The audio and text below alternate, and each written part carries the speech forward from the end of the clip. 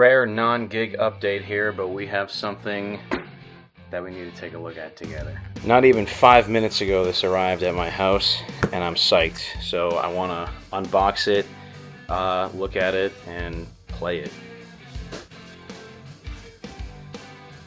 Alright, here we go. I'm going to open this thing. I'm psyched to actually get it out of the box. It went through like 3 or 4 shipping delays, which freaked me out, so I'm just fingers crossed it's in good condition and everything is all is well with it. I guess we'll find out together, so here we go.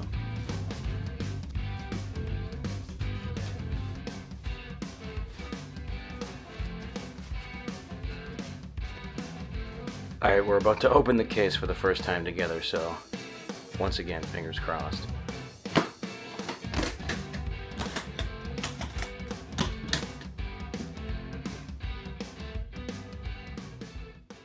Without further ado, here it is, the Malcolm Young Gretsch Custom Shop 6131MY-RB.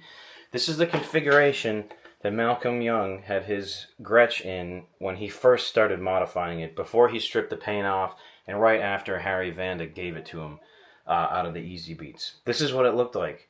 So as you can see, there's a couple differences. Let's look at it compared to the other 62 Select so we can look at those differences together. So this is really cool for me, and it lets us look at exactly the type of mad scientist that Malcolm was. So this is what the guitar looked like fresh out of the shop when Harry Vanda used it in the Easy Beats and when he gave it to Malcolm. This is what it looked like, except it had this tailpiece on it. That's the only difference. The gloss finish, the 2 pickups, the amount of knobs and switches. This is exactly the guitar as it came right out of the shop. And then when Malcolm formed AC/DC, they started playing and actually forming the band. This is what he made it look like. As you can see, there's a couple differences here. The main one being this 3rd pickup, the harmonica bridge, and this middle knob here. He converted this knob into the volume knob for the bridge, or for the middle pickup, and then added this one here.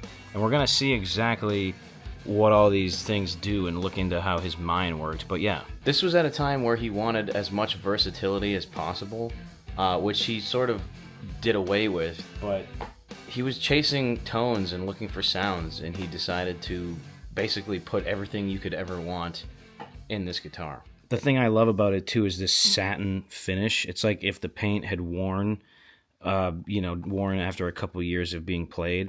And this harmonica bridge interests me. I don't have another guitar with this type of bridge on it, so I'm curious to see how it actually feels to play it. I haven't even played it yet. And the pickups actually are different pickups to the other Malcolm Custom and to this 62 Select.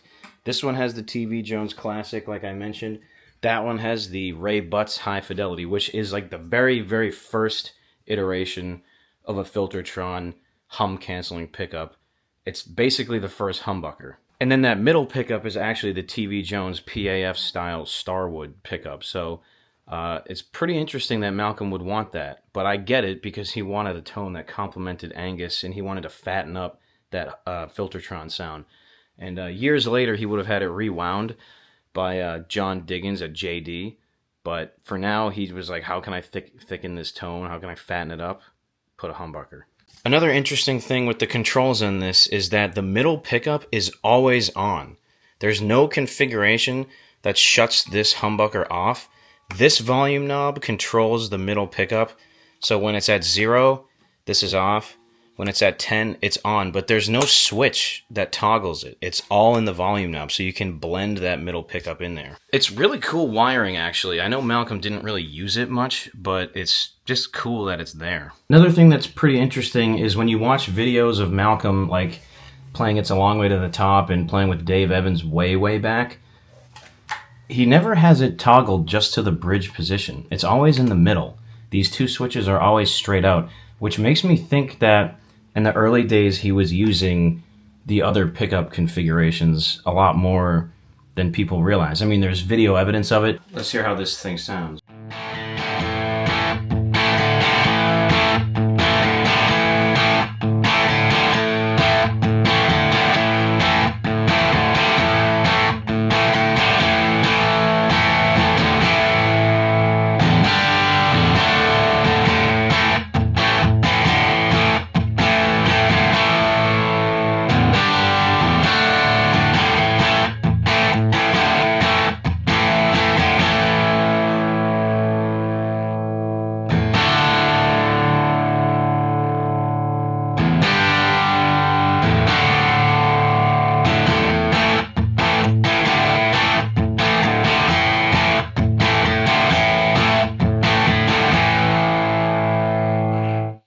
Okay, so here you have it.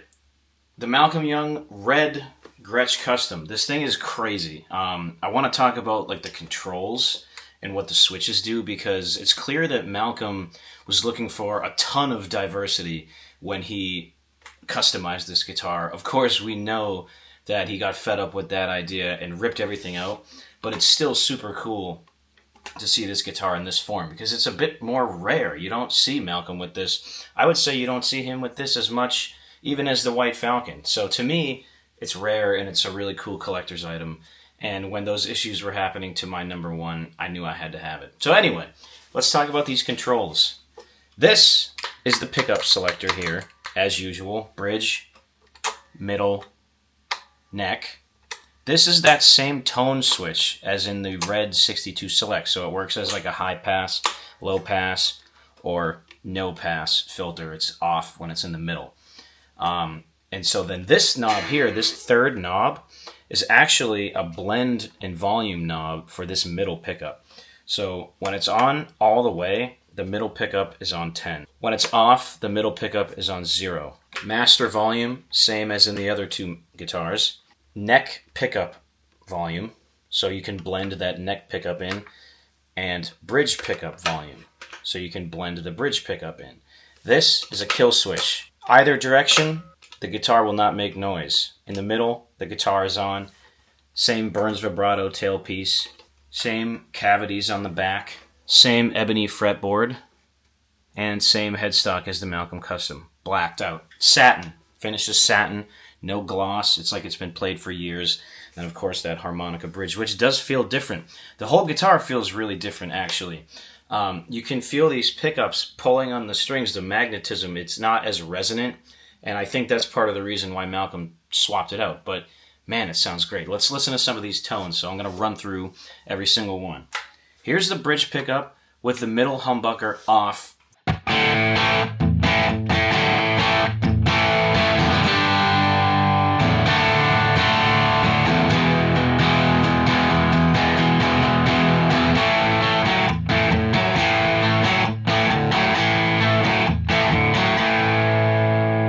And this is going through my amp and exact EQ settings that I have for my number one. So you're hearing it raw with no changing for this guitar. So it sounds great out of the box. And so let's blend that middle pickup in now and you'll hear the difference. So the humbucker is now fully on.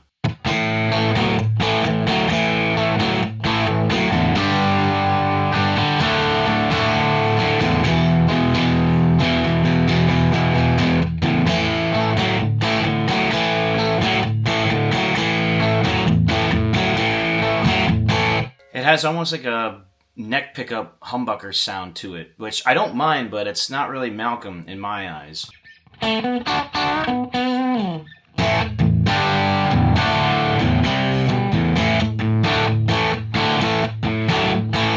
You hear how it thickens it up? What I noticed that's kind of cool is if you don't like the bridge being as raw as it is by itself, you can blend it in just a little bit.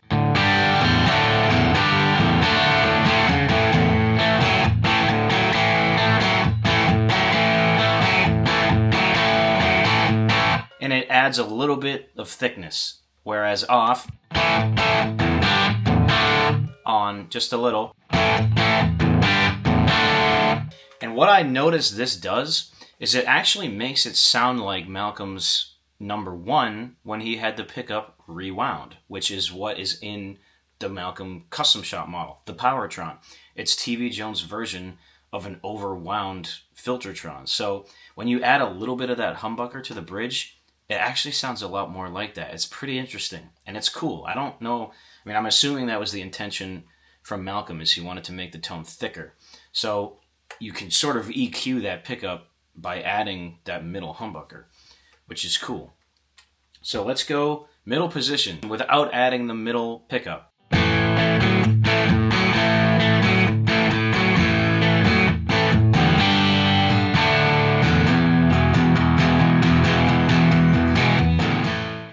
Fat, it's round, it's like what you would expect from having both pickups enabled with two Gretsch Filtertrons.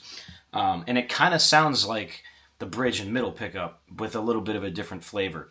And so now let's add that middle humbucker. So this is all pickups enabled at full volume.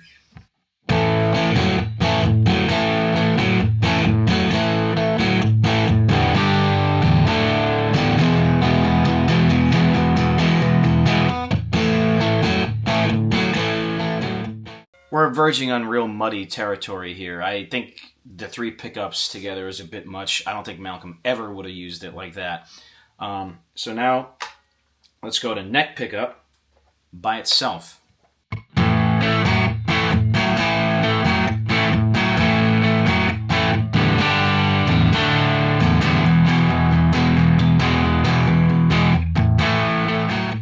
Super thick, super fat, exactly what you would expect from a Gretsch neck pickup, and it's a great sound, but it's not Malcolm's sound.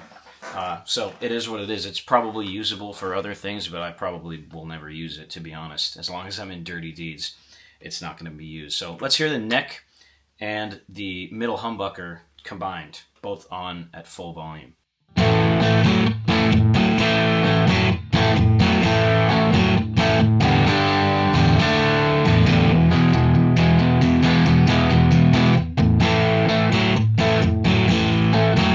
So this is like kind of an interesting sound. You can hear the mid-range and the ripping sound of that humbucker really clearly in there, which is cool, but it's, again, not Malcolm. So if I had to theorize as to what Malcolm was doing in those videos when you see these 2 switches straight, what he was doing was probably this. He probably had both switches out, which would enable all 3 pickups.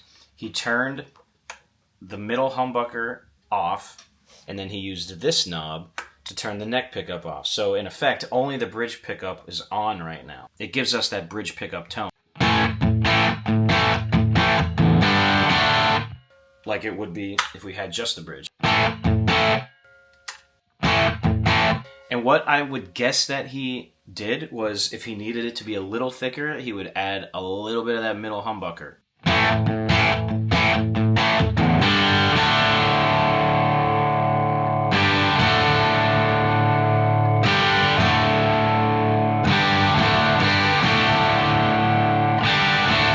Or even the neck pickup, which I doubt, but just a little bit.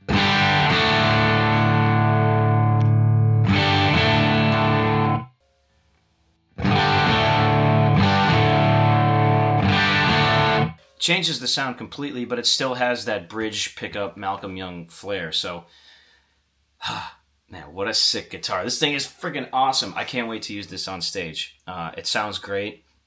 It plays great out of the box. It has 10s on it right now, so I don't even have the Malcolm gauge on it.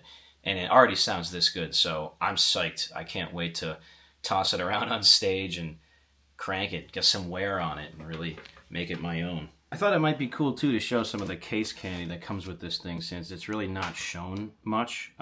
This is pretty cool. This comes with each, I think, custom shop, or maybe even the professional series comes with these OK cards, they call it. So it's like an inspection card. You see the finish, the workmanship, the construction, the nut, the bridge, the action, the intonation, the electronics, and a playing test, all checked off and okayed by this guy. I don't know who it is. Some quality control guy at Gretsch. And then it shows you the serial number, the model number, and then the date, actually. So this is only just about 3 years old now, this guitar. And I got it from someone who had barely ever touched it. It pretty much sat in the case the entire time.